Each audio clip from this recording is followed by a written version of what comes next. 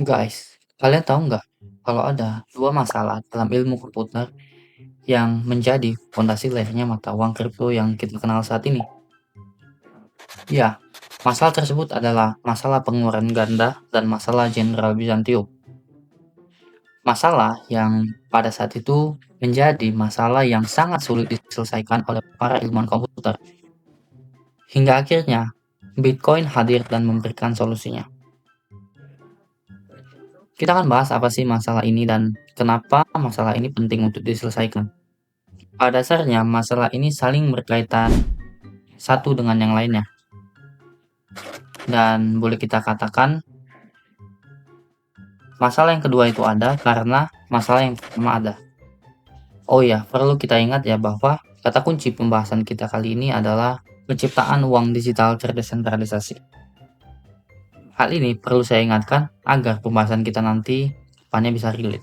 Kita akan mulai dari masalah pengeluaran ganda atau yang kita kenal dengan double spend problem. Oke, jadi apa itu masalah pengeluaran ganda? Nah, masalah pengeluaran ganda ini adalah masalah yang muncul ketika misalnya terdapat seseorang yang melakukan pengiriman secara digital ke orang lain. Misalnya nih, di sini ada Budi dan Andi, yang dalam kasus ini Budi mengirim sebuah gambar, katakanlah melalui email ke Andi. Nah, ketika pengiriman selesai dilakukan, pada dasarnya kan di sini Budi tidak kehilangan gambar aslinya kan ya. Dia tetap punya tuh gambar aslinya dan nanti bisa aja tuh sama dia dikirimkan ke orang lain lagi, misalnya ke Mutia.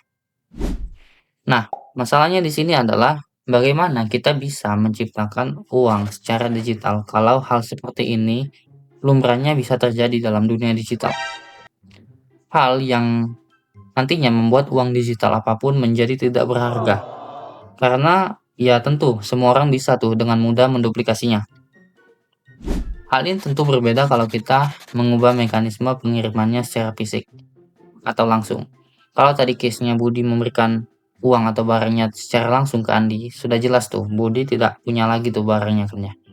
Nah, intinya di sini adalah bagaimana caranya agar kita bisa membuat mekanisme yang nantinya menjadi penentu ketika Budi telah mengirimkan uangnya ke Andi secara digital, maka Budi benar-benar tidak lagi milikinya. Nah, solusi pertama bernama DigiCash, sekitar tahun 1990-an, yang coba diperkenalkan oleh David Kaum. Dalam hal ini, DigiCash menggunakan semacam sistem yang terpusat, yang menjadi acuan dalam mengonfirmasi transaksi, dan membuatnya menjadi final atau settle. Tapi tentu saja nih, hal ini bertentangan kalau kita berbicara tentang sistem keuangan yang terdesentralisasi, yang bebas dari kendali pusat dan titik kesalahan tunggal. Maksudnya titik kesalahan tunggal di sini apa, Bang? Nah, titik kesalahan tunggal itu simpelnya adalah sistem yang kalau mengalami kerusakan atau gangguan, maka akan berdampak pada seluruhnya. Misalnya nih, kalau misalnya server pusat daripada bank bermasalah, maka akan membuat seluruh layanan perbankan tersebut mengalami gangguan. Kalau server pusat down, maka semua cabangnya juga akan down dan kita akan mengalami gangguan. Nah, artinya kan di sini alih-alih menjadikannya terpusat, kita perlu tuh menyebarkannya ke banyak orang, ya kan? Dalam rangka memverifikasi dan menyelesaikan transaksi. Nah, masalah yang kedua ini muncul ketika kita menyebarkannya ke banyak orang. Masalah ini bernama masalah Jenderal Byzantium atau Byzantine Generals Problem. Gambarannya sederhana. Misalnya nih, ada para jenderal yang sedang mengepung sebuah kota, di mana dalam hal ini para jenderal harus bisa menyepakati waktu yang tepat untuk menyerang atau mundur secara bersamaan. Dan di sini mereka cuma punya semacam kurir yang digunakan untuk mengantarkan pesan antara jenderal yang satu dengan yang lainnya. Pertanyaannya di sini adalah bagaimana caranya agar para jenderal ini bisa saling percaya bahwa pesan yang dikirim merupakan arahan yang benar dan bukan dari jenderal pengkhianat yang mau menyabotase atau mengagalkan rencana. Kalau kita lihat, pada dasarnya hal ini selaras dengan jaringan terdesentralisasi atau node yang menjaga keamanan jaringan. Nah, node-node di sini harus bisa mencapai kesepakatan kolektif yang benar. Walaupun bisa saja terdapat node jahat yang mencoba menyebarkan informasi palsu atau merusak sejarah transaksi dari catatan buku besar. Nah, masalah ini berlangsung cukup lama hingga akhirnya seseorang atau sekelompok anonim yang menamakan dirinya sebagai Satoshi Nakamoto memberikan solusinya dalam sebuah makalah yang kita kenal sebagai Bitcoin White Paper. Bitcoin, a peer-to-peer electronic cash system. Makalah yang pada intinya memperkenalkan teknologi yang saat itu benar-benar baru pada pengimplementasiannya dalam mata uang digital. Teknologi itu disebut rantai blok atau blockchain. Makalah yang menjelaskan konsep penggunaan mekanisme bukti kerja atau proof of work, stempel waktu atau timestamp, dan penggunaan algoritma kriptografi atau hash pada rantai blok dalam rangka menjaga keamanan data dengan menghubungkan blok yang satu dengan yang lainnya, sehingga nantinya menciptakan rantai panjang sejarah transaksi yang sulit diubah. Sistem yang sepenuhnya netral karena di sini jaringan nggak tahu atau bahkan nggak peduli tentang identitas, lokasi, kekayaan, atau juga tujuan transaksi dari pengguna. Jaringan hanya memproses transaksi yang sah sesuai dengan aturan yang tertulis dalam kode programnya. Sistem yang juga kredibel dikarenakan tidak didasarkan pada kepercayaan kepada seseorang atau lembaga yang mungkin bisa salah, melainkan melalui kode sumber terbuka atau open source yang dapat diverifikasi dan ditegakkan oleh seluruh jaringan terdesentralisasi yang nantinya menghasilkan sistem global tanpa izin dan sensor dan bisa diakses oleh siapapun yang memiliki koneksi internet. Nah, hal ini tentu memiliki implikasi atau dampak positif, terutama bagi mereka yang hidup di negara dengan sistem keuangan yang ketat, mata uang yang tidak stabil, dan juga bagi mereka yang dikecualikan dari perbankan tradisional.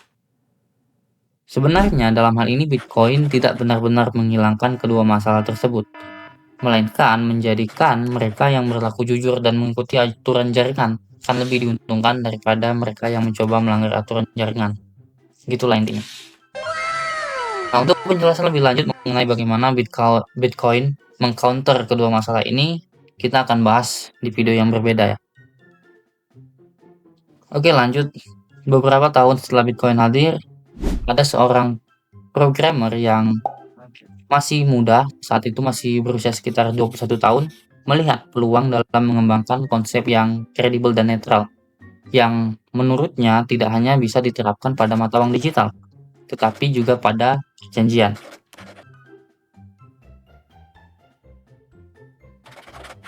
Pemuda tersebut bernama Vitalik Buterin. Sekitar tahun 2015, Buterin dan timnya meluncurkan Ethereum. Seperti halnya Bitcoin, Ethereum juga memiliki mata uang digitalnya sendiri yang disebut sebagai Ether atau ETH. Tapi hal yang membuat Ethereum menjadi hebat adalah bukan tentang mata uang digitalnya, tetapi kemampuannya dalam menjalankan berbagai perjanjian yang ditulis ke dalam bahasa kode dan sepenuhnya berjalan di dalam blockchain. Konsep perjanjian inilah yang kita sebut sebagai kontrak pintar atau smart contract. Sekilas mengenai kontrak pintar, sebenarnya konsep ini sudah lama dijelaskan. Kan sudah dijelaskan sekitar tahun 1994 oleh seorang cryptographer yang mungkin sudah tidak asing lah di telinga kita. Dia adalah Nick Szabo. Dia juga adalah orang di balik konsep mata uang digital sebelum Bitcoin muncul, yang bernama Bitcoin. Tapi pada waktu itu, Nick Szabo belum mengimplementasikannya ke dalam blockchain. Dia hanya mengibaratkannya seperti vending machine.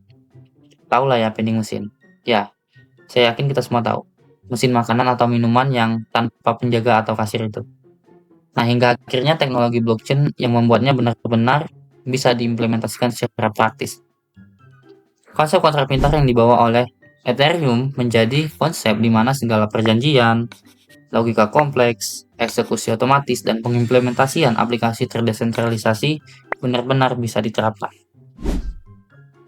Bahkan kalau kita lihat saat ini terdapat ribuan aplikasi terdesentralisasi atau DApps yang berjalan di atas blockchain Ethereum. Mulai dari aplikasi keuangan terdesentralisasi atau DeFi yang memungkinkan siapapun untuk meminjamkan, meminjam, berdagang, dan mendapatkan bunga atas aset kripto mereka. Pasar barang-barang unik atau NFTs, media sosial, game, aplikasi jembatan antara aset atau bridge yang memungkinkan siapapun untuk menjembatani aset mereka di antara jaringan yang berbeda. Alat-alat produktif dan privasi yang memungkinkan siapapun bisa melakukan kegiatan produktif dengan tetap menjaga privasi, dan bahkan aplikasi yang memungkinkan siapapun untuk mengelola dan membuat organisasi otonom terdesentralisasi atau DAO. Nah, dalam pengimplementasian kontrak pintar, kita ambil contoh nih di sini misalnya dalam kasus polis asuransi. Misalnya kita punya tiket penerbangannya yang di dalamnya menyertakan polis asuransi yang akan mengembalikan uang penumpang kalau penerbangan tertunda lebih dari 12 jam. Dalam perjanjian tradisional pada dasarnya pihak penerbit polis asuransi atau kita bisa katakan dalam hal ini pihak maskapai sebenarnya bisa aja tuh mengubah ketentuan polisnya bahkan tanpa sepengetahuan konsumen atau kita sebagai pengguna. Nah, mereka bisa aja tuh beralasan kalau ketentuan telah diubah, di luar kendali kami, atau mungkin bisa aja mengatakan kalau polis sudah tidak berlaku. Nah, hal ini berbeda kalau kita membuat perjanjian tersebut ke dalam blockchain menggunakan logika sederhana jika dan maka atau if dan then. Jika penerbangan tertunda lebih dari 12 jam, maka kembalikan uang penumpang. Nah, kontrak pintar itu terhubung ke sumber data penerbangan yang real time yang secara otomatis akan berjalan jika kondisi terpenuhi. Tanpa ada klaim yang perlu diajukan, tanpa ada yang perlu diajak berdebat, dan tidak ada kemungkinan pihak maskapai akan mengubah ketentuan atau menolak membayarnya. Oke, sampai sini kita setidaknya udah paham nih dua masalah yang ada dalam ilmu komputer dan pecahkannya masalah tersebut dengan munculnya teknologi blockchain. Sebagai tambahan, kita bisa mengibaratkan Bitcoin seperti halnya kalkulator yang memang dirancang sederhana untuk melakukan satu hal dengan yang sangat baik, yaitu sebagai penyimpan nilai dan alat tukar yang aman dan terdesentralisasi. Fungsinya memang sengaja dibatasi, atau yang kita sebut sebagai Turing incompleteness. Nah, hal ini berbeda dengan Ethereum yang bisa kita ibaratkan sebagai komputer dunia. Ethereum bisa melakukan segala hal yang dilakukan oleh Bitcoin, tetapi fungsinya memang jauh lebih luas daripada itu, menjadikannya sebagai alat yang memungkinkan pengembang untuk memprogram berbagai logika kode dan kontrak pintar sehingga memungkinkan berbagai aplikasi desentralisasi berjalan di atasnya. Oh ya, sebelum ditutup saya mau disclaimer dulu di sini. Kalau video ini bukan merupakan ajakan untuk membeli atau menjual aset tertentu. Bukan pula sebagai penasihat perpajakan, bukan saran keuangan ataupun investasi apa. Kita di sini harus dior. Ya, kalian semua harus dior. Do your own research. Jangan telan mentah-mentah segala informasi yang kalian dapat. Dan pesan saya tetap sama. Don't trust, verify.